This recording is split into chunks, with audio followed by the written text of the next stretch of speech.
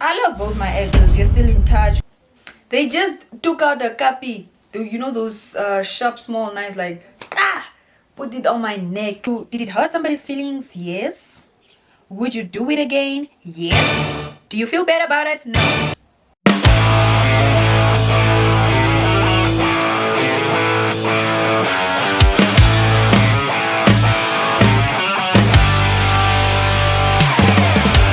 Hello guys, hello. We have finally decided to launch this YouTube channel. Clock it. It's been a long time coming, guys. It's been a long time coming.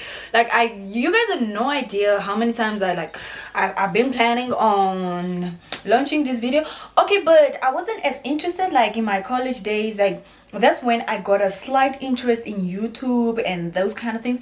But then I wasn't like so interested to the point that I wanted to like launch my own channel. You heard? I think the most factor that contributed to me not launching the channel earlier is the fear of being known. I'm scared of being famous. I'm scared of being well known. I'm scared of being popular. Like, I don't like it when a lot of people know me. I'm content with the people that know me. Trust me, like, I'm okay. I'm sure with them. So I was just like, if I start a YouTube channel and I'm gonna make it big, not to be cocky or anything, but I just like, I know I'm gonna make it big, and then people are just gonna be like, oh, you're from YouTube. Like, I don't like attention, guys. Like, if you see me in town, please pass. Like, it's not gonna be J, no hate. Like, if you wanna show me love, yeah. Like my content, comment on the channel. Like, it's not gonna be like no bad blood, beef, no none of that. Like, I'm okay with it. Like, please do not do the, oh my gosh, we know you're from YouTube. I'm already feeling big, and that's my first video. Like, guys, I'm delulu like that.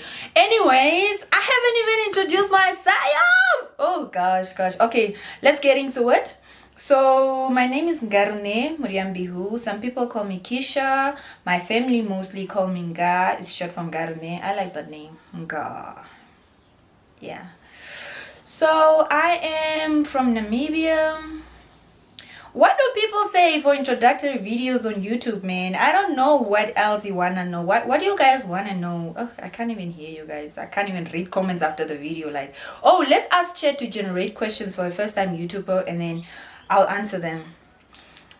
And it's so early in the morning, guys. It's like 8:27 on a Saturday morning, the 22nd of November. Like, you know when you're just used to waking up early when you go to, like, it's just like now on a Saturday your body's up early. Like, I woke up at 6:30. I was so annoyed. Like, it's a Saturday, I should sleep. But anyways, let's ask Chat to do its do.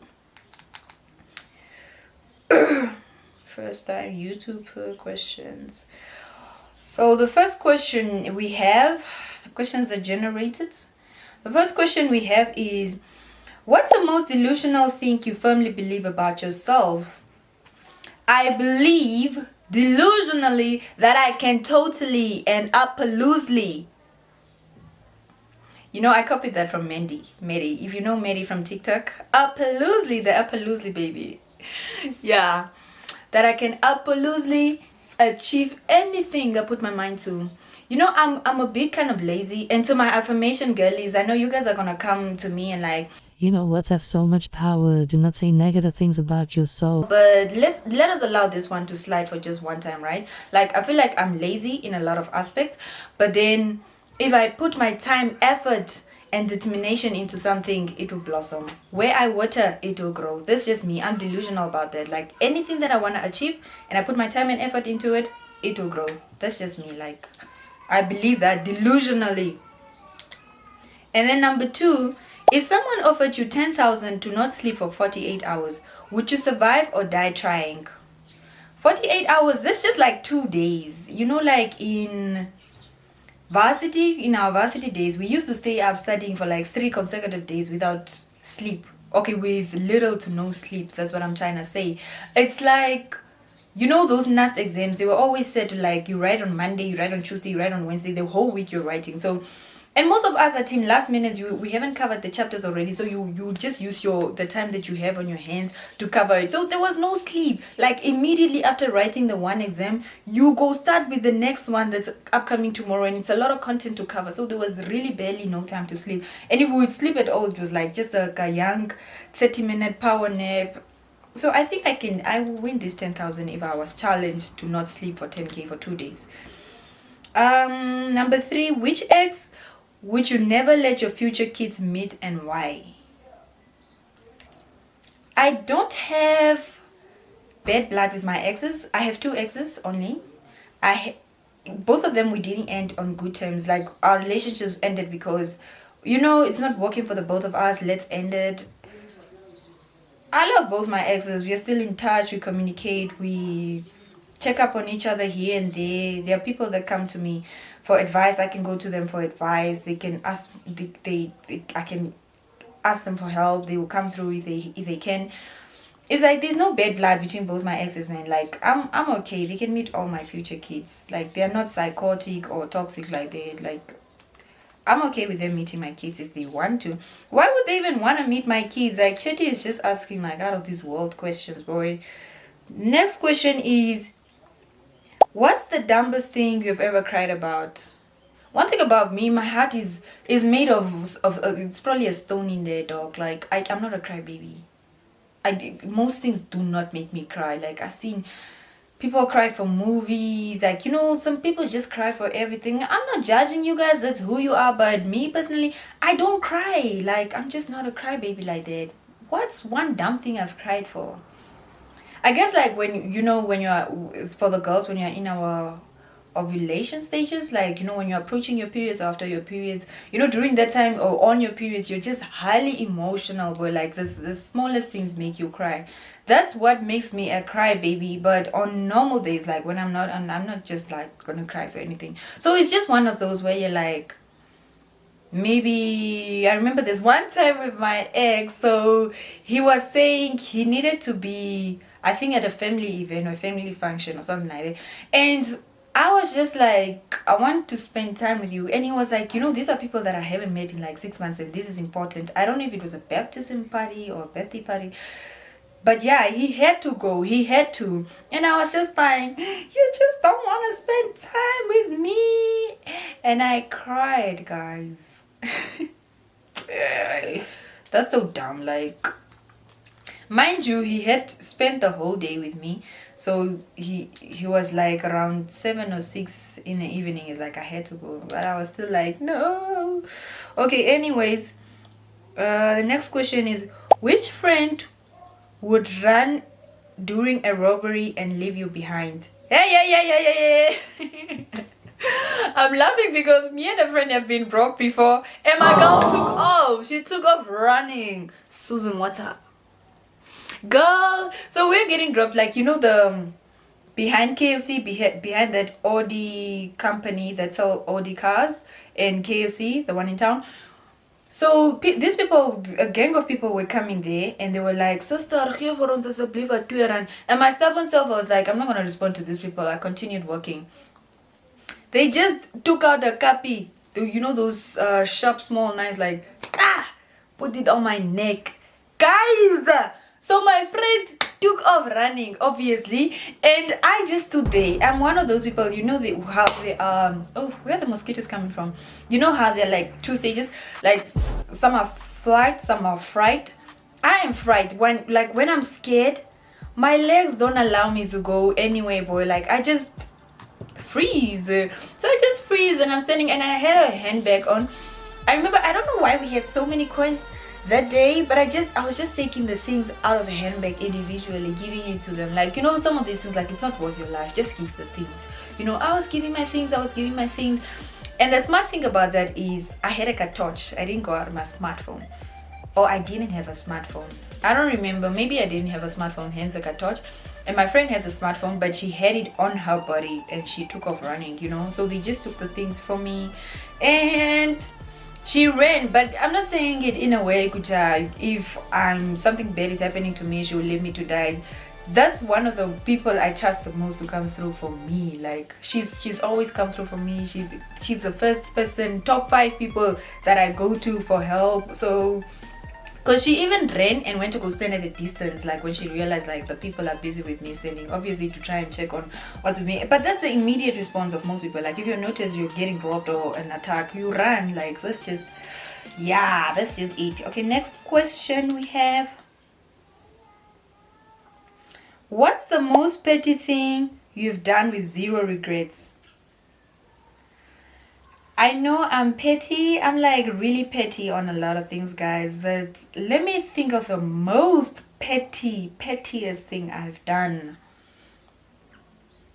You know, I've done some petty things like somebody maybe took a couple of hours to respond to your message, and now you're like, okay, I'm gonna take even longer to respond to them. Like, yeah, I was that level of petty, but now it's just like that's not very petty, you know. I'm trying to think like of extreme petty. Like, what's one petty thing I did?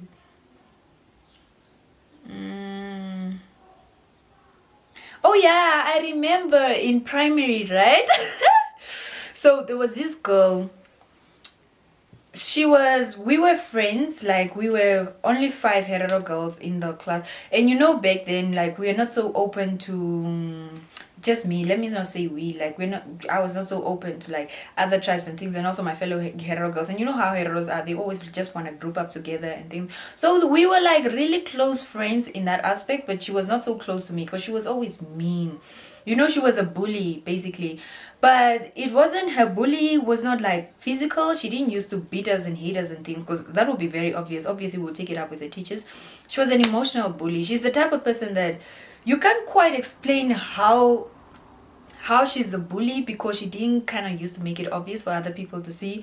It's like she would just pick on one person, like just start making fun of her, of this person, and then everybody else would just start laughing. There was nobody that really stood up against her to like, no, that's not funny. Why would you make fun of somebody or something insensitive about them like that or something? Like, she was just a mean girly. She just used to pick on people and laugh at them. But we're still friends. Primary friendships were so weird. Like, how was I friends with somebody so mean? Sometimes I think to myself. But we were not friends because, like, she was not my bestest friend. She was not my closest person I'll go to. But we're so close. Like, situations just brought her together. Like, she was one of the smart people in the class. I was too. So when she didn't understand anything, like, she would come to me. I would go to her, kind of vibes. And there were just certain jokes that we used to make between the two of us that you know, those kind of jokes that you just know, like, these are too high level for other people to understand. And I just knew, like, among all of my friends, if I share it with my other friends, they wouldn't get the jokes. She was the only one that would get me. And she said the same thing about me too. Like, she just used to like, bruh, when I say certain things, like, I feel like you're the only one that understands. So those kind of certain things brought us together. But that doesn't erase the fact that she was still mean, and I didn't like her mean side to her. When she even tried like multiple times picking on me, you know. And I would stand up for myself. I guess that is why she also like didn't pick on me as much, but she just used to pick on everyone and make fun of them, you know. And one time she picked on like a really sweet girl, Elizabeth. Elizabeth was my friend. I loved Elizabeth. She was also the kind of people that we used to get along. Like, we used to talk of music, latest music, movies. We used to talk a lot of, we were the only ones at the time. I think DSTV was a thing. Elizabeth them had a DSTV at their home, and we had. And primary is so funny, maybe because an era of DSTV was like those first days, not a lot of people had them, so they were like, you guys are lying, you don't have DSTVs. And then they would always come to us and like later when they believe like, yeah, we have a DSTV, they always come to us and like, how do you guys know so many songs? Because you obviously holiday days, you watch Trace and things. But anyways, this girl picked on Elizabeth, and Elizabeth was my buddy. Like, we used to bond on so many things. So she was also one of my closer friends. I think I was more closer to Elizabeth than this mean girly. So I was just like, she picked on Elizabeth, and it hurts Elizabeth's feelings. And Elizabeth was like, she was not the defensive type. She will not fight back. She will just like take it and then just keep quiet about it and just keep it moving, you know. And I felt so bad. Like, why would you do that to Elizabeth? I don't quite remember what she picked on her about, but Elizabeth was so sad by it. I'm not sure. Maybe she cried. And I was just like, how dare she does that to you? So what I did was like, I need to take revenge for my girl. Like, why would you do that? So what I did was I took this girl's school shoe and hid it. And I made sure I hid only one, so that this one that is remaining is a reminder that you don't have school shoes. Your one school shoe is gone. So there was a dumping site. It's like a place where people put like old rusted metals, papers, boxes. It had a small tiny window opening to it, but then by this time it was like, it was so locked up. We've never seen anybody go in there. Probably the key had even disappeared to that place, but it just had this tiny window. That's where I took her school shoe, and went to go throw it in there. Because you are a bully. Like, I went to go throw it in there. Obviously, it was a cold winter morning the next day. It was winter time. Obviously, she was like cold. She was just wearing her normal floppies. And she was like, guys, have you seen my shoe anywhere? And I had no sympathy for her because she was just so mean. Like, I felt so satisfied watching her like that.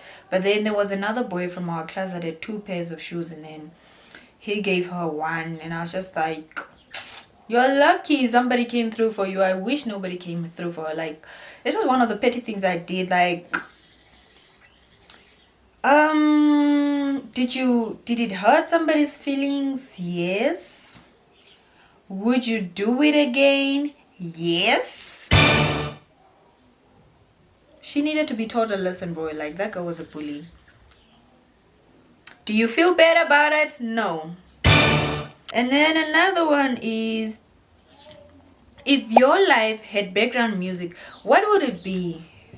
In my life, a background music, it would probably be like, my life is chaotic. There's a lot of drama that happens in my life, my family life, but most importantly is how I respond to it.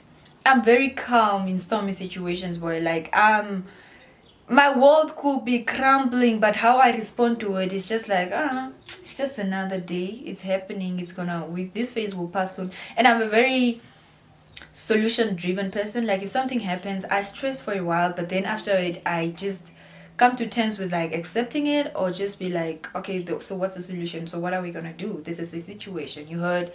So I would say like my life is chaotic, but how I respond to it is very calm. Hence why most people think I don't go through shit, because I'm so calm with things I go through.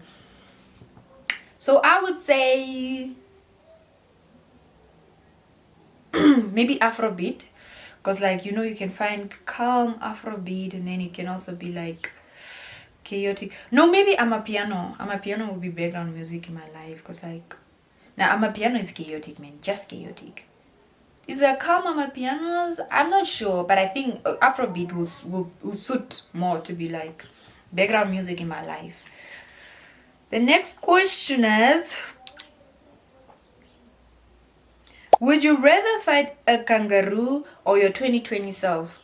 My 2020 self was a sweet girl. All in all, like, there's a lot of things I did in this life, and I don't regret most things. Like, why would I even fight a kangaroo? Boy, like, Chetty is just asking, like, crazy questions. My 2020 self was a sweet girl. I wouldn't stand a chance against a kangaroo. It will just beat me up.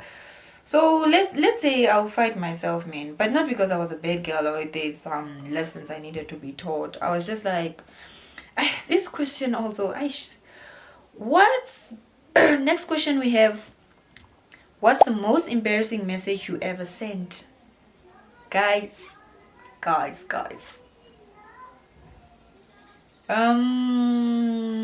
A drunk text. No, that was not a text, it was a call. Drunk called okay, that doesn't count. Oh, one time, my father is like an elderly man like that, right? So I have big siblings. By the time I was born, I already probably had siblings that were working people, who were already married or in their college. Like, the age gap between me and my sisters are huge. I know most of you guys, if you're hearing like sisters, brothers, you're thinking it's probably just a 3-year age gap. No, there's none of that. It's like a big woman. So my sister, for my first year, I used to stay with her, and like, immediately after she leaves for work, I'll just sneak out of the house and go to my boyfriend or friends. And then one time the electricity was done at home, so she bought the electricity on her phone, forwarded it to me, and then said, please recharge or something like that. So I left the kids at home and just went. By kids I mean it's not small, like one was like a grade 9 boy, so it's like, and the youngest was like 4 or 5. And then I was the oldest of all of them, so I kind of had to like take care of the house, but I just felt like no. So I always go and then snack back before she's done. She knocks off from work. So she sent me this text and I forwarded it to the boy. I was supposed to forward it to the boy at home to recharge it at home. I forwarded it back to her. Like, yo, that was so embarrassing. It was so embarrassing in the sense that she trusted me to be at home and take care of the kids all the time, and now she figured out like, so this is what you always do. This is like the disappointment from her, the everything. It was so embarrassing. Guys, next question is, one thing you keep buying but don't need. I always buy lip gloss and earrings. It's not a need really, but like I just keep buying them in. I don't know, for God knows what. And then the next question is, what's a conspiracy theory you low-key believe? I believe that when you spend money, more money is gonna come to you. If you don't spend money, money doesn't come. Like, I believe this because it genuinely happens with me, right? Like, if I have money in my account or money in my cash on me, I don't get money. Like, I don't get more money. But as soon as I spend my last coins, then there's just a willing participant willing to give me like a 200 or send me just out of the purple and I just get an offer to get 500. Like, it's just, I genuinely believe that if I spend money I get more money. That's a theory I believe. What is your most, my life is in shambles but I'm cute habit?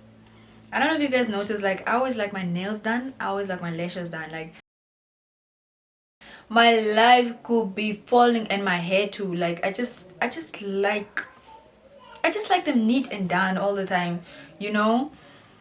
So even if I'm like going through shit, like my life is a storm, I just feel like I want them nails done. That's just me. That's my what was the question? That's my, what is your most cute, my life is in shambles but I'm cute habit. Yeah. Next question is, if you disappeared for 24 hours, where should people look for you? Probably in my bed, bro. Like, maybe my phone was on do not disturb. I love my sleep so much. I do not want people calling me while I'm asleep. But how would they know? Because I sleep all day, every day. I'm a night owl. I stay up at night, sleep in the day.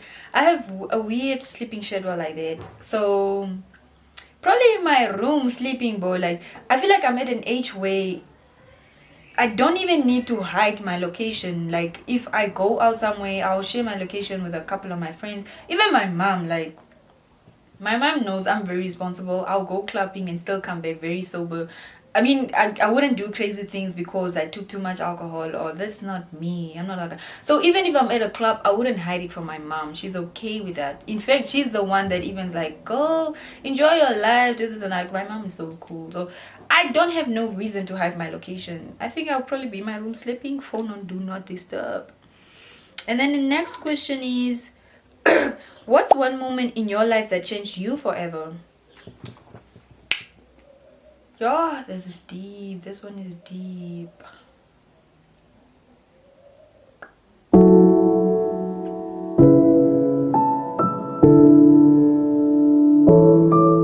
Yeah.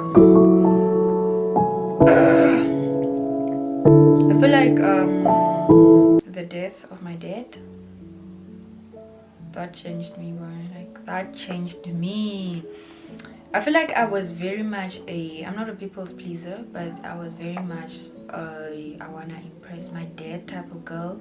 Even though I was still like, I'll still do the things that I'll do, but then my dad was just like, him being alive kept me more motivated. I wanted to take on bigger things, do more challenging things, you know, just try and take risk in my life.